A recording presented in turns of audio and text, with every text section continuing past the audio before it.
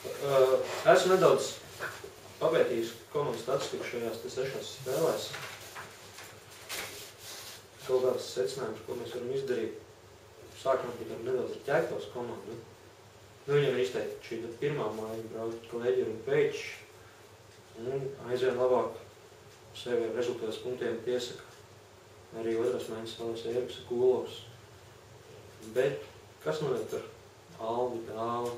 Viņš ir savā Twitterī raksta, ka viņš nezinu, ko vairs darīt savu nulli, vai uz baznīcu, vai ko darīt. Kaut kā viņi nevadā šī spēle. Viņš arī pēc pēdējās spēles viņam tur izgāja. Divi izgāja. Jā, bet tajā bija vismaz izgāja. Ne iepriekšējās spēlēs pat nebija izgāja, nebija tie momenti. Cik tur tie izmocītie tur tādi, tie vārtu gūšanas momenti bija, praktiski nebija. Tā spēle viņa izpildījumā. Es neteiktu, ka tur stābiņi, kādi 5 stābiņi, tur vārds ar lieliskā spēli, nebija. Nemanīja vispār viņas laukumu. Un pēdējā spēlē vismaz kaut ko es jau redzēju, ka jā, ir Dāli, ir tas uzbrucējs, kurš ir otrs rezultātīgs komandā. Visu sezonu, tur ir kaut kāda bīstamības, tad briesmas no viņa staroja, arī pēc tiem momentiem, kad viņš izgāja tur. Negūl vārds, tas ir cits jautājums, jā, bet vismaz bija tie momenti, pēc tam nebija. Ja nemaldos, šoreiz Ķekavas komanda no pašu sākuma sāk spēli 2 maiņās, un tad, ka vēlāk iesaistīja 3. maiņu. Man zinot, no tās 3. maiņas nav tik liels pienesums. Es tā neteiktu, man tā 3. maiņa Ķekavai ir labi patīk. Tas Jānis Lieka, gulu vārds, kad, varbūt viņa aizsardzībā nevar tā nospēlēt, nav tas, bet tas neteiktu, ka viņi krist ārā tā, ka, jā, tā 3. maiņa pilnīgi nekā. Protams, Lielvārdī tā 3. maiņa ir krietni spēcīga. Viņa 3. maiņā spēlē Miks Valpēters, kurš tur, cik tur, tiesa viņš arī vairākumā tos punktus gūs, viņam 7 punkti. Viņa tikai pāris spēlēs nav ticis pie punktiem, un tad 3. maiņas uzbrucējs. Tur Ķekavā tur pa 7 punktiem, tur 3. maiņā neviens nav, ne tuvu. 3. maiņā kopā 2 punkti. Tad līdz ar to ir tas. Spēlēs, kas noteikti jāizceļ arī komentāros sūtiņu Latvijas izlases Toms Mežotnis. Kāds komandas aizsaks. Viens no tikai 2 spēlēm, kas ir vismaz 1 punktu savācis visās 6 spēlēs. Priekšā aizsaks droši vien ir ļoti labs, lai rādītājs, lai viņiem arī punktu gūšana nav primārais uzdevums, bet arī aizsaks, tomēr ir labi tiek galās. Es tā teiktu, ka Toma Mežotņa loma Ķekavā nav tikai tie punkti gūtie. Viņš ir vairāk tāds komandas enerģijas ģenerators, kad viņš ir tur var tieši tas dot to impulsu, tāpat kā kaut kas līdzīgs, tā kā Atis Blinds ir RTU, un tāpat arī izveidojies, es esmu tā jūt, ka Mežotnis Ķekavā savēl kopā un to visus vienā kulakā un ejam un darām un cīnamies, un lai kā tas beigtos, tas ir viņa tas vēl lielāks pienesums nekā tie punkti gūtie. Protams, arī tie punkti, tas metiens, tas viņam tāds diezgan ir nostabilizējies. Viņam ir tie vārtu rāmi, viņš tur diezgan bieži trāpa, pat liels procents, un arī tie vārtu gūšana. Un arī viņš var piespēli iedod. Tā piespēle arī, kur papildu laikā iedeva Brigmani, kaut ir tā piespēle. Pa punktiem rūpējās brāļu dots. Tam laikam īsti predzēls vēl var nav atradusi. Nē, brāļi, skaidrs, ka viņi ir brāļi. Tas, ka viņi brāļi, tur, kur pēdējā spēlē, kur Gins iedeva piespēli, neskatoties Gunārām, tur neredzot, kā viņš tur iedeva, skaidrs, ka viņi jūt tur viens otru, cik gadus, ja tur spēlē kopā, un tur viņiem kaut kāds tās, tiešām ir tā, viens otru tā, jau sajūt citādi, Kleģeri ir labi brāļi, viņi tiešām ir brāļi. Rezultāts arī ir, skatāmies, 10 punkti ir Gunāram un Gintam, jā. Vēl viens spēlēs, ko vairāk nedaudz panalizēt, tas ir Mārs Gžibovskis. Spēlētājs, kurš šos ļoti maz spēlējis, saprot, arī ļoti maz trenējies. Tik atbildīgā brīdī ielikt laukumā. Manā skatījumā viņš šīs 2 spēles spēlē ļoti labi. Protams, ja mēs runājam par tādu pieredzi, kā tādu iedzienu, Mārim Gžibovskim ir tā pieredzi. Viņš uz to pieredzi, jā, es saku, ka viņš tur gan play-offus spēlēs, gan pasaules čempionātus spēlēs, gan cik viņam ir tās zelta medaļas. Tad, jā, mēs sakam, ka cilvēks ir ar pieredzi. Viņš to savu pozīciju nospēlēs, var uzmest pa vārtiem, var atdot piespēli, var nocīnīties, viņš to spēli nepazudīs tajā. to arī tā spēle arī parādīja. Pirmajā no šīm 2 spēlēm viņš dabūja 2+10 minūtes. Mārtiņš Čerkovičs teica, ka šim spēlētājiem sodus dod defaultā, dēļ viņu uzvārdu. Daudz spēlētāji ir daudz rupjāki un asāki. Un otrā spēlē viņam jau pēc spēles ir piešķirts 50 naudas sods. Ir tāds teiciens, pirmos gadus cilvēks strādā uz savu uzvārdu, pēc tam jau uzvārds uz viņu strādā.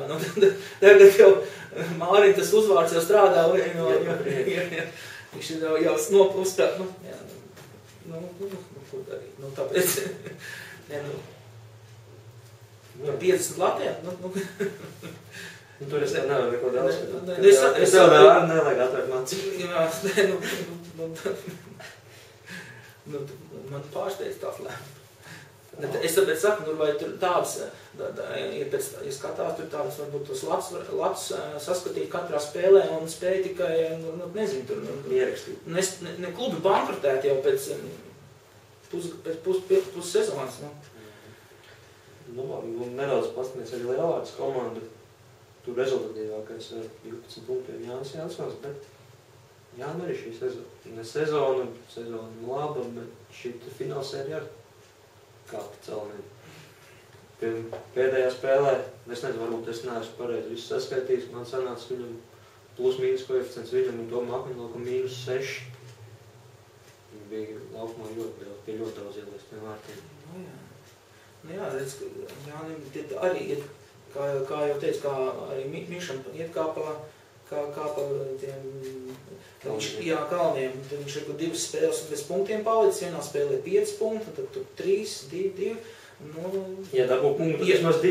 Tas es gribētu, tas kā ķekavas treneriem un spēlētājiem, vai padomā pie tā, ka vai viņš 2 spēles pēc kārtas varēs bez punktiem palikt, tad, tad tā kā skatos pēc tās līknes, tagad tā viena spēle, ja būs tukšā, tas nozīmē, ka nākamajā jau 2-3 punkti, tas likt par to pie tā padomā. Ja mīnus jau 2. Nē, es skatu, protams, ir katra spēle atsevišķi, bet vai Jānis Jansons paliks 2 spēles pēc kārtas bez punktiem, parādīt, tad skatīsimies. Es domāju, ka viņš kāds punkts arī dabūs. Pa Mihālu Kosteru mēs jau runājām. Toms Akmeņlauks 8 punktu finālsērijā gados. Šķiet, ka viņš varētu būt viens jaunākais, vai ne? No tiem, kas regulāri spēlē. Kā nav slikti, bet viņam tie momenti ir ļoti daudz. Viņš arī ir. Es viņš daudz iemet, bet varētu būt arī. Tagad noliksim pretī Alvi Dāli. Cik momentu, cik bija tikai momenti, kurš teica pēdējā spēlē, kur uzskait par momentiem. Akmeņlauks, viņš arī spēlēja kopā ar Jāni Jansonu. Arī, kas tos momentus arī papildus. Ķekavas aizsargiem vai maiņai ir jāvelta Jānis Jansons, līdz ar varbūt kaut kur tam Akmeņlaukam brīvāks, tas laukums parādās. Kad ja būtu tikai viens pats, tikai Akmeņlauka pārējie, tur mēs tur tā koncentrēsimies tikai uz Akmeņlauku. Bet Akmeņlauks ir labs. Ko es teiktu, labs. Un tavs favorīts? Mans favorīts ir Aivs Kusiņš, jā. Tieši tas, ka viņš guva vārds jau 4. spēlē. Viņš pārķēra to dišerēt, nes to bumbiņu, aizgāja un iemet. Tur var teikt, ka tur citi eksperti teiks, ka tur dišerēts pussekundi, tur nokavējas uz starta reakcijas ātrums, ko viņš tur, viņš izdarīja visu, bija nonāca tajā metiena pozīcijā,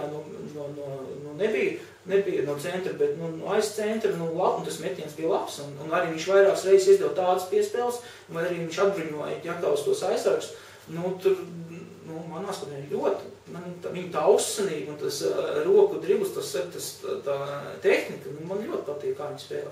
Protams, kļūdas kaut kur, nebūtu neprecīzi piespēles, kaut kur sasteigts kaut kur, bet tas man viņš jau, ja viņš kā aizsargs 7 punktus, 3+4, un pie tam tajos izšķirušas nav tā, ka tur rezultāts tur 12, cik tur rezultāts, viņš tur pēdējos, bet man viņš ļoti simpatizē viņa spēle. Un tad uzdošu tev vēl noslēdzošo jautājumu, cik skārēja 3-3 čempionu uzzināsim arī finālsērijas vērtīgāko spēlētāju, kas ir balvu no Unikloka. Visticamāk jau, ka vērtīgākais spēlētājs būs no komandas, kas kļūst par čempionu. Tieši tā? Divi tavi varianti.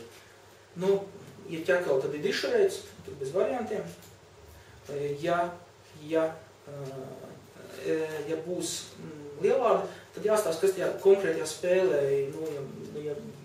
ja mans favorīts būs Klusiņš, tad nesataisīs nekādas, neizskatīs, tad es par viņu, protams, ja Akmeņlauz būs kaut 5 vārdus, būs vai 3 vārdus, kurš tajā izšķirošajā tieši svarīgi, kas ir, protams, viss ir svarīgs, bet izcelsies tajā spēlē, tam es arī dotu. Konkrēti, kurš būs labākās tās spēles, lielvārds spēlētājs, tam arī būtu, ja būs Ivanovs nostāvējis uz sausā, Ivanovs viennozīmīgi arī MVP tur spēlē. Jā, tieši tā lielvārdi ir vairāk. Tagad, vairāk variantu, ir plašs iespējas.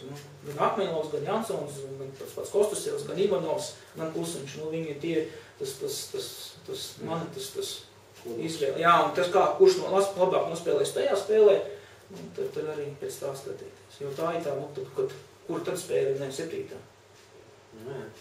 Tātad, domājam visi, kā tiekam uz Valmieru, 8. vakarā, Vidzemes Olimpiskais centrs, pēc 10:00, trešdienas vakarā zināsim, vai būs 6-kārtēja valsts čempioni vai lielvārdu pirmo reizi uzvarēs Latvijas čempionātā.